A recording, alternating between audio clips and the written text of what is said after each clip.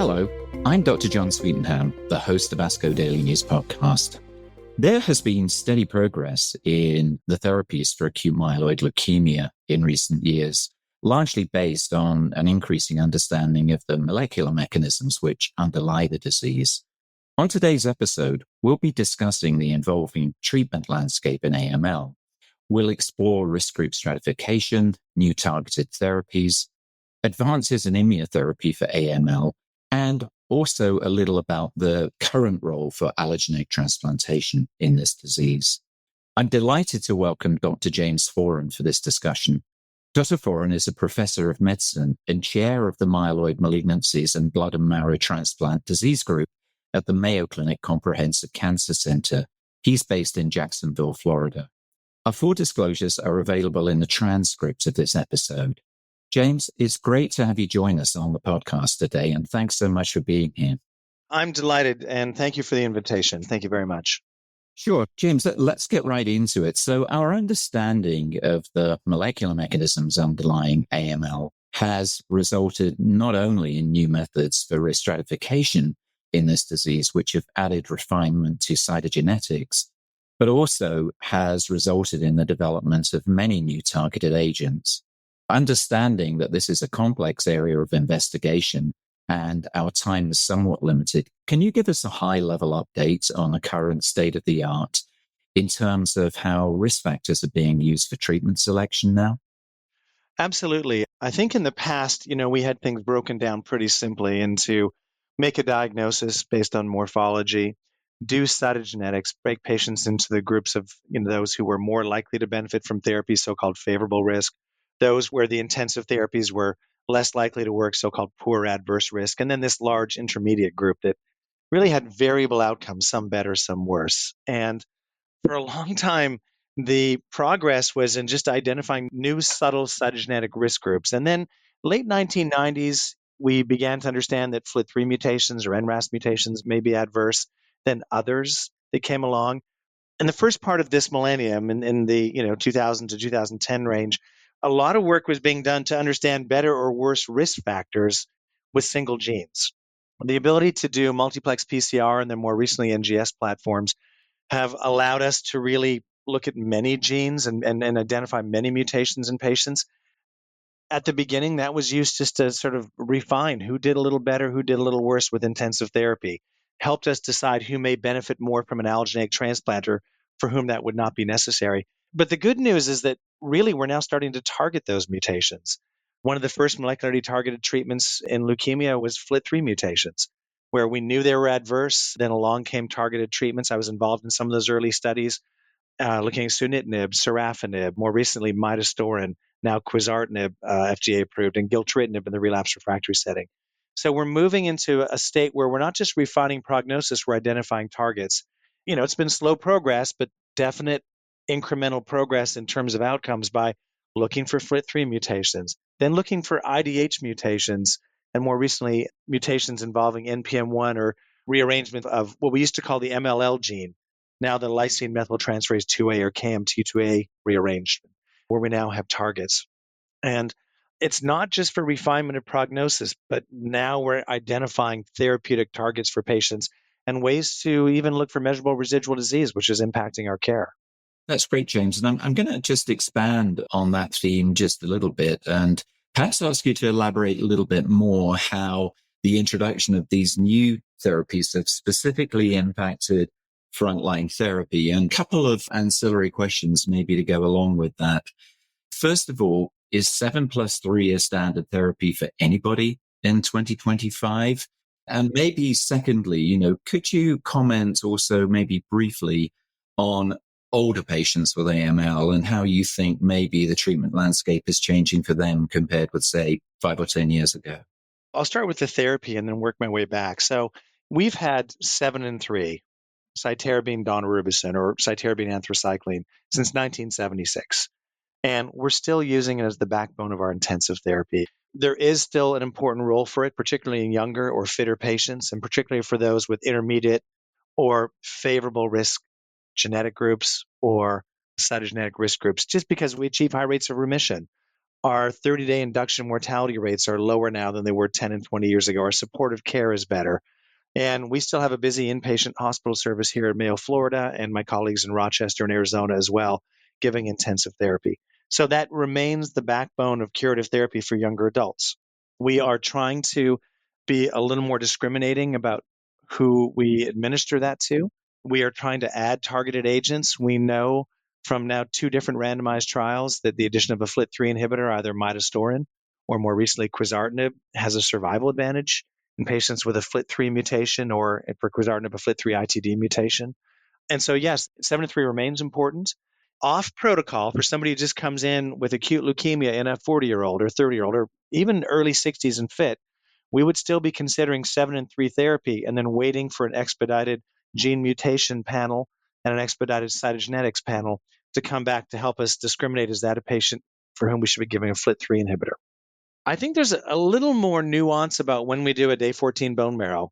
Do they really matter as much anymore? I still do them. Some of my colleagues find them less important, but we're still giving intensive therapy. We're still giving high-dose ARC consolidation for younger patients who achieve complete remission. In older adults, it's a different story. It was only in the early part of the 2000s, 2004, 2007 range, where we really got buy-in from randomized studies that low-dose therapy was better than no therapy. There was a lot of nihilism before then about therapy for older adults, especially over age 75. We know that low-dose ARC is better than nothing. It looked like azacitidine was better than ARC, or at least equivalent or slightly better. But with the advent of venetoclax, it was a game changer. I ran a national randomized study of intensive therapy in AML. It was the last national randomized study of intensive therapy in older patients right before venetoclax got approved. And we were very excited about our results, and we thought we had some really interesting clinical results. And suddenly that's a little bit obsolete in patients over 70 and particularly over age 75 because of the high remission rates with azacitidine venetoclax or hypomethylating agents, so-called HMAs and venetoclax, and the survival advantage. Now, it's not a home run for everybody. We quote 60 to 70% remission rates, but it's a little different based on your cytogenetics and your mutation profile. You have to continue on therapy, so it's continuous treatment. It's not with curative intent, although there are some people with long-term remission in it. And the median survival went from 10 months to 15 months. So home run, no, but definitely improved remissions, meaningful for patients, off transfusions, and better survival. So right now, it's hard to find an older adult who you wouldn't give azacitidine and venetoclax or something similar, or decitabine, for instance, and venetoclax, unless somebody really was moribund or had very poor performance status or some reason not to. And so 7-3 is still relevant in younger adults. We're trying to get better results with 7-3 by adding targeted agents and azacitidine and venetoclax in older adults. I think the area of controversy, I guess there's 2 of them, is what to do in that overlap age between 60 and 75. Should people in that age still get intensive therapy, which we've used for years? The VIALE-A trial of aza venetoclax was age 75 plus, or with cardiac comorbidities. And I think if you're 68 or 72, many of us are starting to bias towards aza venetoclax as generally being better tolerated, generally being more outpatient, generally being a slow and steady way to get a remission. And it doesn't stop you from going to transplant for somebody who might still be a candidate. The other area of controversy is somebody under 60 who has adverse cytogenetics, where we don't do very well with 7-3. We still give it, and we might do just as well with decitabine venetoclax.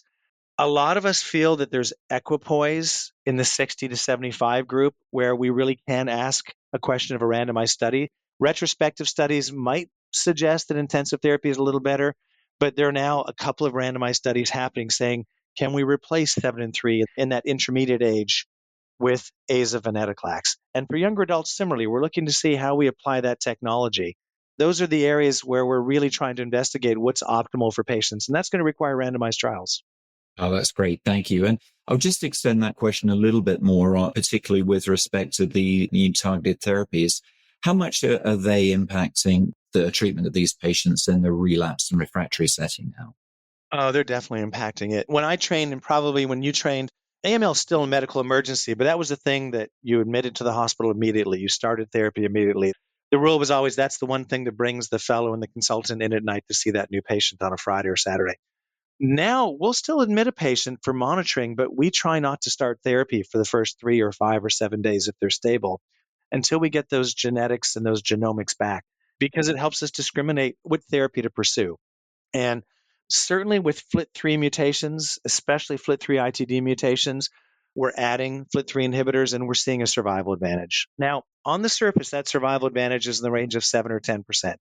But if you then pursue an allogeneic transplant in first remission, you're taking disease where we used to see 30, 40% long-term survival, maybe less, and you're pushing that to 60, 70% in some studies. And so we're now taking disease that, I don't want to get off topic and talk about Philadelphia positive ALL, but that's a disease where we're actually a little excited. We have a target now. And it used to be something really adverse, and now we can do a lot for it and a lot about it. The other mutations, it's a little more subtle. Now, who knew until 2010 that a mutation in a sugar metabolism gene, in isocitrate dehydrogenase in IDH, was going to be so important, or even that it existed? We know that IDH1 and IDH2 mutations are still a minority of AML, certainly less than 10 to 15% maybe overall.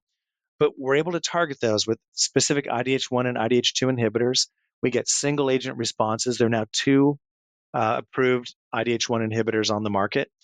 We don't yet have the randomized data that adding those to intensive therapy is better, but we're getting a very strong hint that it might be better. In older adults who have an IDH mutation, maybe adding those is helpful, and maybe adding those to low-intensity therapy is helpful. Those studies are ongoing. And we're also trying with low-intensity treatments to add these agents and get higher remission rates, deeper remissions, longer remissions. I think a lot of work has to be done to delineate the safety of that and the long-term efficacy, but we're getting hints it's better. So I think it is impacting. The other area it's impacting is when you pick up adverse mutations, and those have crept into our classification systems, like an ASXL1 mutation or RUNX1 mutation, for instance, or some of the secondary AML mutations like BCOR and others, where that's helping us discriminate intermediate risk patients who we think aren't going to do as well, and really helping us select a group who's more likely to get benefit from allogeneic transplant, or for whom at least our cure rates without allotransplant are low. And so I think it's impacting a lot. Great. And I'm going to pick up now, if I may, on a couple of things that you just mentioned and continue the theme of the relapsed and refractory setting. We've started to see some reports which have looked at the role of immune strategies for patients with AML, in particular CAR-T or NK cells. Can you comment a little on this and let us know whether you think either these 2 strategies or other immune strategies are likely to have a significant role in AML in the future? They are, but I think we're still a step behind finding the right target or the right way to do it. If you think of allogeneic transplantation as the definitive immune therapy, and we know for adverse AML we can improve survival rates and cure rates with an allotransplant, then we know inherently that immune therapy matters. And so how do we do what they've done in large cell lymphoma or in CD19 targeting for B-cell malignancies? How do we bring that to acute myeloid leukemia? There have been a number of efforts. There have been at least 50 trials looking at different targets: CD33, CD123, CD7, others, CLL1. So there have been a number of different trials looking at how to find a CAR-T or a CAR-T construct that can be active. And we have hints of efficacy. There was kind of a provocative paper in the New England Journal of Medicine a year ago, in April of last year, from a Chinese group that looked at a CD7-based CAR-T. And it was 10 patients, but they used it CD7 positive acute leukemia, AML or ALL, and had a CD7 targeted CAR-T. And they actually incorporated that with a haploidentical transplant. And they had really high remission rates. People tolerated it quite well. It was provocative. It hasn't yet been reproduced on a larger scale, but the strong hints that the strategy is going to work. Now, CD33 is a little tricky to have a CAR-T when CD33 is expressed on normal hematopoietic cells. CD123 likewise. That's been something where there's, I think, still promise, but we've struggled to find the trials that make that work. Right now, there's a lot of interest in leveraging NK cells and looking for a couple of reasons, but NK cells are attractive and NK cell markers might be attractive targets. NK cells might have similar degrees of immune efficacy. It's speculative, but they are likely to have less cytokine release syndrome and less neurotoxicity than you see with CAR-T. And so it's kind of attractive to leverage that. We have had some ongoing trials looking at it with bispecifics, and there certainly are trials looking at it with CAR-NK-based strategies. One of the antigens that people looked at is the NK group 2D, MK group 2D or NKG2D is overexpressed in AML and its ligands overexpressed. And so that's a potential target. So, John, it's happening. And we're looking for the hints of efficacy that could then drive a pivotal trial to get something approved. One of the other areas is not restricting yourself just to a single antigen. For instance, there is a compound that's looking at targeted a multi-tumor associated antigen specific T cell therapy, looking at multiple antigens in AML that could be overexpressed. And there were some hints of activity and efficacy, and actually a new trial looking at a so-called multi-tumor associated antigen specific T cell therapy. So without getting into specific conflicts of interest or trials, I do think that's an exciting area and an evolving area, but still an investigational area. I'll stop there and say that we're excited about it. A lot of work's going there, but I'm not quite sure which direction the field's going to pivot to there. I think that's going to take us some time to sort out. Yeah, absolutely. But as you say, exciting area, and I guess continue to watch this space for now. So you've mentioned allogeneic stem cell transplants 2 or 3 times during this discussion, recognizing that we don't have an imatinib for AML, which has kind of pushed transplant a long way further back in the treatment algorithm. Can you comment a little on, whether you think the role of stem cell transplantation is changing in AML or whether it remains pretty much as it was maybe 10 years ago? By the way, I love that you use imatinib as an introduction because that was 6 TKIs ago. And it tells you the evolution in CML. And, now we're looking at myristoyl pocket as a target and so on. That's a great way to sort of show you the evolution of the field. Allogeneic transplant, it remains a core treatment for AML. And I think we're getting much smarter and much better about learning how to use it. And I'm just going to introduce the topic of measurable residual disease to tell you about that. So I am a little bit of a believer. Part of my job is I support our allogeneic transplant program, although my focus is acute myeloid leukemia. And I've trained in transplant and done it for years and did a transplant fellowship and all that. I'm much more interested in finding people who don't need a transplant than people who do. So I'm sort of looking for where can we move away from it, but it still has a core role. I'll sidestep and tell you there was an MDS trial that looked at intermediate or high risk MDS and the role of allogeneic transplant that showed that you about double your survival. It was a BMT CTN trial published several years ago that showed you about double your 3-year survival if you can find a donor within 3 months and get to a transplant within 6 months. And so it just tells you the value of allotransplant and myeloid malignancy in general. In AML, we continue to use it for adverse risk disease. TP53 is its own category. I can talk about that separately, but adverse risk AML otherwise, or for patients who don't achieve a really good remission. And I still teach our fellows that an allotransplant decreases your risk of relapse by about 50%.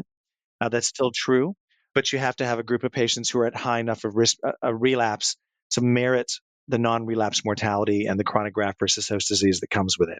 Now, our outcomes with transplant are better because we're better at preventing graft versus host disease with the newer strategies such as post-transplant cyclophosphamide. There are now new FDA-approved drugs for chronic or acute and chronic graft versus host disease, ruxolitinib, belumosudil, axatilimab now. So we have better ways of treating it, but we still want to be discriminating about who should get it. And it's not just a single-minded one-size-fits-all. We learned from the Morpho study that was published in the JCO last year that if you have FLT3 positive AML, FLT3 ITD positive AML, where we would have said from retrospective studies that your post-transplant survival is 60%, give or take, as opposed to 15 or 20% without it, that we can discriminate who should or shouldn't get a transplant. Now, that trial was a little bit nuanced because it did not meet its primary endpoint, but it had an embedded randomization based upon MRD status. And they used a very sensitive test of measurable residual disease. They used a commercial assay by InVivoScribe that could look at the presence of a FLT3 ITD in the level of 10 to the minus fifth or 10 to the minus sixth. And if you were MRD negative and you went through a transplant, you didn't seem to get an advantage versus not. That was of maintenance with gilteritinib. I'll just sort of put that on there. But it's telling us more about who should get transplant and who shouldn't, and who should get maintenance after transplant and who shouldn't. A really compelling study a year ago from, I don't know what to call the British group now. We used to call them the MRC and then the NCRI. I'm not quite sure what to call their studies at the moment, but they did a retrospective study, Jed Hoffman, a year ago, that looked at patients who had NPM1 mutation, the most common mutation in AML, and looked to see if you were MRD positive or MRD negative what the impact of a transplant was. And if you're MRD negative, there was not an advantage of a transplant, whereas if you're MRD positive, there was. And when they stratified that by having a FLT3 mutation, that cracked. If you had a FLT3 mutation at diagnosis, but your NPM1 was negative in remission, it was hard to show an advantage of a transplant. So I think we're getting much more discriminating about who should or should not get a transplant by MRD testing for NPM1, and that includes the patients who have a concomitant FLT3 mutation. And we're really trying to learn more and more. Do we really need to be doing transplants in those who are MRD negative? If you have adverse risk genetics and you're MRD negative, I'll really need good data to tell me not to do a transplant. But I suspect bit by bit we'll get that data, and we're looking to see if that's really the case there too. So measurable residual disease testing is helping us discriminate, but there is still a core role of allogeneic transplant. And to reassure you, compared to, I think your allo transplant days were some time ago, if I'm right. Yes. Yeah, well, compared to when you were doing transplants, they're better now and better for patients now. And we get people through graft versus host disease better, and we prevent it better. That's a great answer, James. Thanks for that. It really does help to put it in context. And I think it also leads us on very nicely into what's going to be my final question for you today, and perhaps the trickiest in a way. I think that everything you've told us today really emphasizes the fact that the complexity of AML treatment has increased primarily because of an improved understanding of the molecular landscape of the disease. And it's a complicated area now. So do you have any thoughts on what type of clinical environment patients with AML should be evaluated and treated in 2025? Yeah, I want to give you a kind of a cautious answer to that because, I'm a leukemia doctor. I work at a leukemia center, and it's what we focus on. And we really pride ourselves in our outcomes and our diagnostics and our clinical trials and so on. I am very aware that the very best oncologists in America work in private practice and work in community practice or in networks, not necessarily at an academic site. And I also know they have a much harder job than I have. They have to know lung cancer, which is molecularly as complicated now as leukemia. And they have to know about breast cancer and things that I don't even know how to spell anymore. So it's not a question of competence or knowledge. It's a question of infrastructure. I'll also put a little caveat saying that I have been taught by Rich Stone at Dana-Farber, where I did a fellowship a long time ago, and believe Rich is right that I see different patients than the community oncologists see with AML. They're seeing different people. But with that caveat, I think the first thing is you really want to make sure you've got access to excellent specialized hematopathology, that you can get expedited cytogenetics and NGS testing results back. There was a new drug approved just a few months ago, actually, for relapsed AML with a KMT2A rearrangement, revumenib. We didn't talk about the menin inhibitors. I'll mention them in just a second. That's a huge area of expansion and growth for us, but they're not found on NGS platforms, and normal cytogenetics might miss a KMT2A rearrangement. And we're actually going back to FISH panels, believe it or not, in AML to try to identify who has a KMT2A rearrangement. And so you really want to make sure you can access the diagnostic platforms for that. I think the national referral labs do an excellent job, not always a really fast job, but an excellent job. At my institution, I get NGS results back within 3 days or 4 days. We just have an expedited platform. Not everybody has that. So that's the key, is you have to be able to make the diagnosis, trust the pathologist, get expedited results.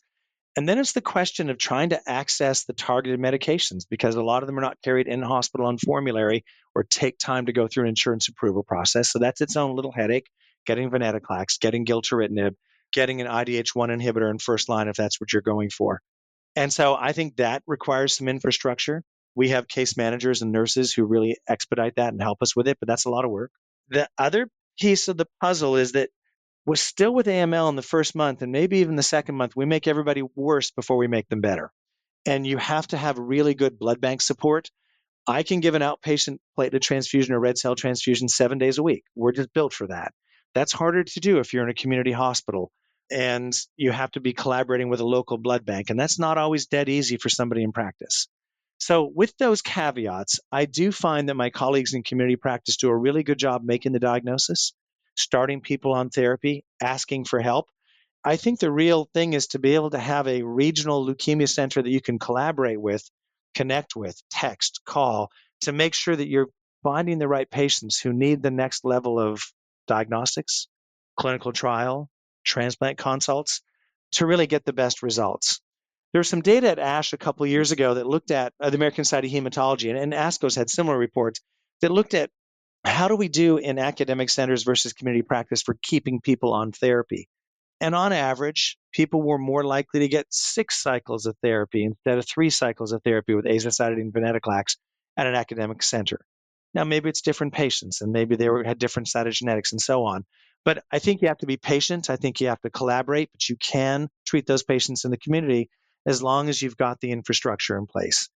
And we've learned with virtual medicine, with Zoom and other platforms, that we can deliver virtual care more effectively with the pandemic and beyond. So I think we're trying to offer virtual consults or virtual support for patients so they can stay in their homes, stay in their community, stay with their oncologist, but still get access to excellent diagnostics and supportive care and transplant consults and so on. I hope that's a reasonable answer to that question. It's a bit of a nuanced answer, which is I think there's an important role of a leukemia center, and I think there's a really fundamental role of keeping somebody in the community they live in, and how we collaborate is the key to that. And we've spent a lot of time and effort working with the oncologists in our community to try to accomplish that.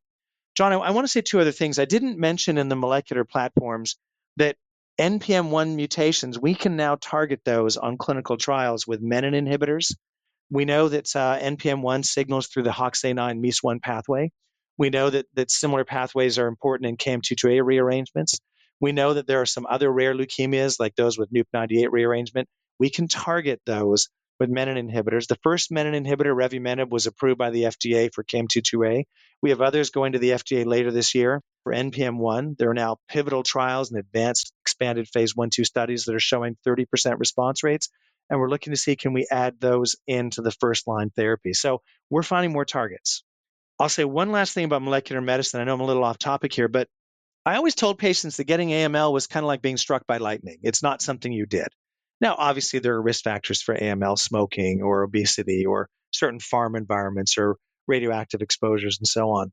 But bit by bit, we're starting to learn about who's predisposed to AML genetically. We've identified really just in the last 5 or 8 years that DDX41 mutations can be germline half the time. And you always think germline mutations are going to cause AML in a younger patient, but the median age is 60 to 70, just like other AMLs. They actually might do pretty well once they get AML. We've reported that in several papers. And so we're trying to understand who that has a RUNX1 mutation needs germline testing, who with a DDX41 needs germline testing. And we're trying to actually come up with a cleaner pathway for germline testing in patients to really understand predisposition, to help with donor selection, to help with family counseling. So I think those are other areas where a leukemia center can contribute for somebody in whose community practice to understand genomic or genetic complexity in these patients. And we're starting to develop the databases that support that. Yeah, great. Thanks, James. I loved your answer about the clinical environment too. And I know from patient-centric perspective that I know that patients would certainly appreciate the fact that we're in a situation now where the folks taking care of them will make every effort to keep them close to home if they possibly can. I want to thank you, James, for an incredible review of a very complex subject. And I think you did a great job. I think we all will have learned a lot. And thanks again for being willing to share your insights with us today on the ASCO Daily News Podcast. John, it's my pleasure. And as you know, I'll do anything for a latte. So no problem at all. Okay, I owe you one. So thank you for that. And thank you to our listeners for your time today. You'll find links to the studies we've discussed today in the transcript of this episode. And finally, if you value the insights that you hear on the ASCO Daily News Podcast, please take a moment to rate, review, and subscribe wherever you get your podcasts. The purpose of this podcast is to educate and to inform. This is not a substitute for professional medical care and is not intended for use in the diagnosis or treatment of individual conditions. Guests on this podcast express their own opinions, experience, and conclusions.